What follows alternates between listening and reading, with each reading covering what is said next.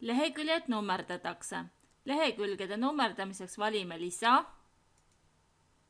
lehekülje number ja lehekülje numbrid paigutatakse lehe all serva keskele.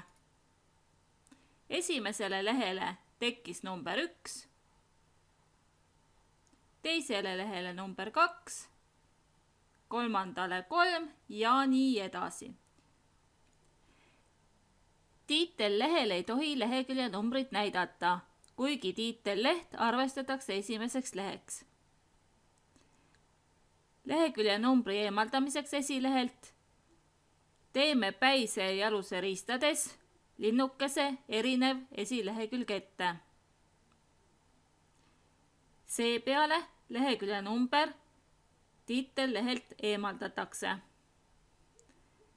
Kerime allapoole ja vaatame.